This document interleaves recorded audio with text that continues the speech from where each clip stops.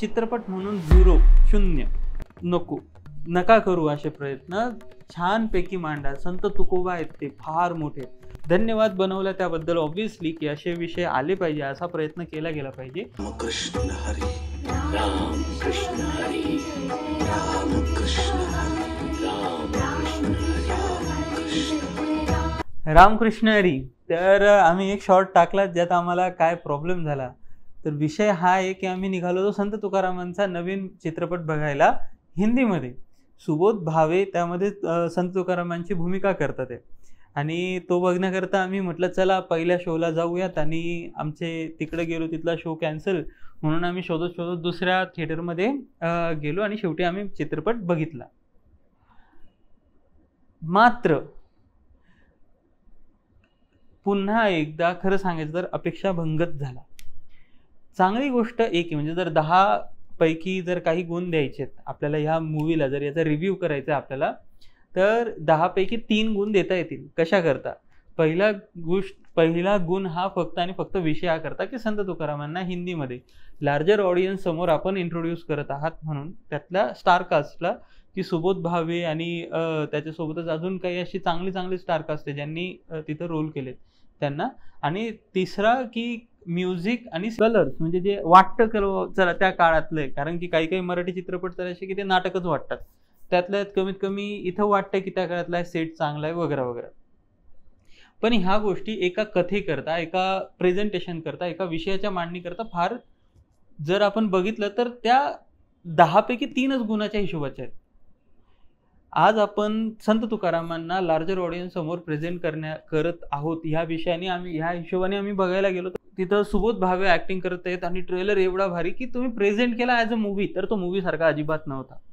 हा बाबा एका कुठल्या तरी संस्थेनी त्यांच्या अप्रोच थ्रू संत तुकारामांना प्रेझेंट करण्याचा प्रयत्न केला हिंदीमध्ये ते पण.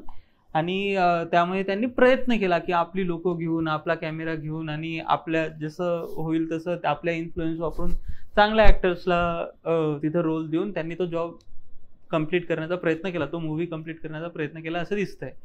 मात्र ते पुरेसं नाही आहे.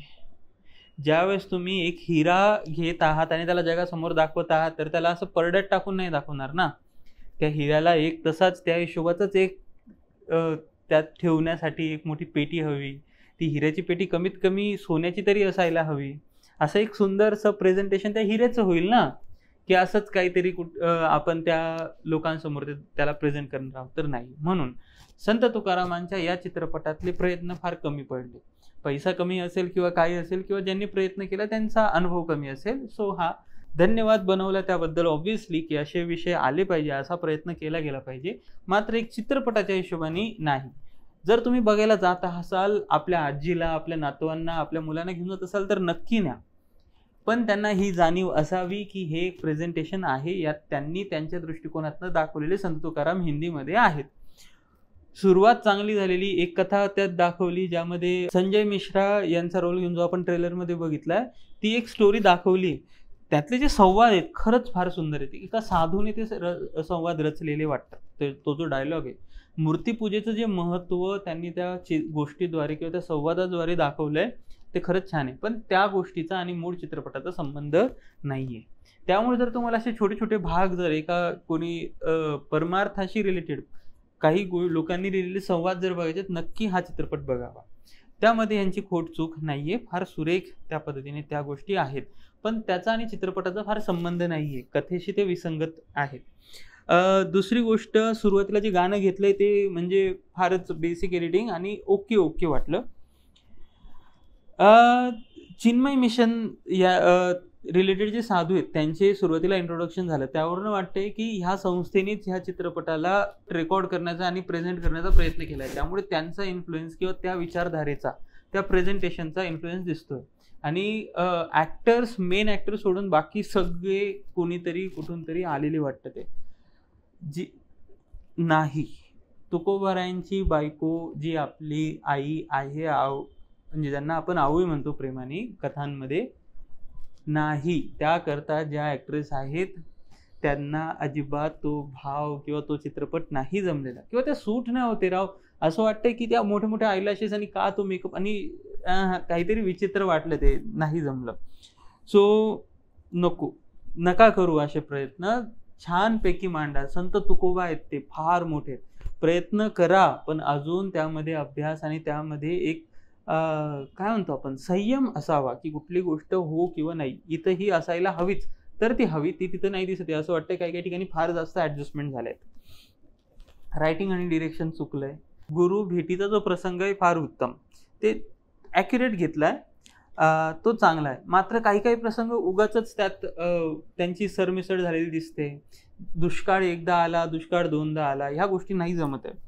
याआधी संत तुकारामांना 2 वेळा आपण बघितलंय, एक प्रभातचा चित्रपट आणि एक आत्ता जितेंद्र जोशींनी ज्यात तुकोबांची भूमिका केली.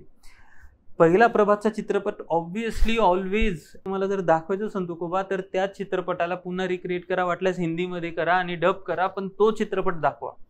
जर तुकोबांचं जीवनात त्याच्या आधीचं जे जीवन आहे ते जर काही गोष्टी वगळून जर बघायच्या, तर जितेंद्र जोशींचा चित्रपट छान आहे.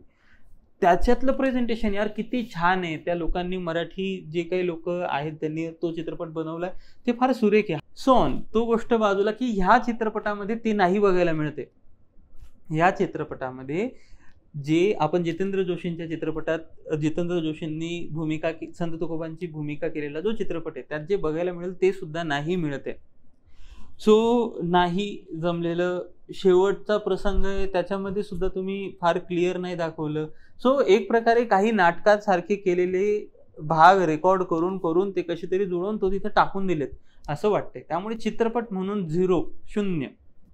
एक प्रेझेंटेशन काहीतरी करण्याचा प्रयत्न म्हणून ठीक आहे, मार्क देता येतील. मात्र ज्यावेळेस लोक आशा घेऊन थिएटरमध्ये जाणार आहेत, तर नको. हे चित्रपट आपण आपल्या आश्रमात दाखवा, ही चित्रपट आपण मोबाईलवर दाखवा, OTTवर. पण ज्यावेळेस लोक पैसे देऊन तिथं जाणार आहेत, त्यांना आधीच तुम्ही तिथपर्यंत पोहोचण्याचा मार्ग अवघड करून त्यांच्या आशा वर वाढवल्या, त्यानंतर त्या खाली आल्यात जमिनीवर. त्यामुळे चित्रपटाला गुण नाही देता येणार. सो आशा करतो की नेक्स्ट टाइम कोणीतरी खरंच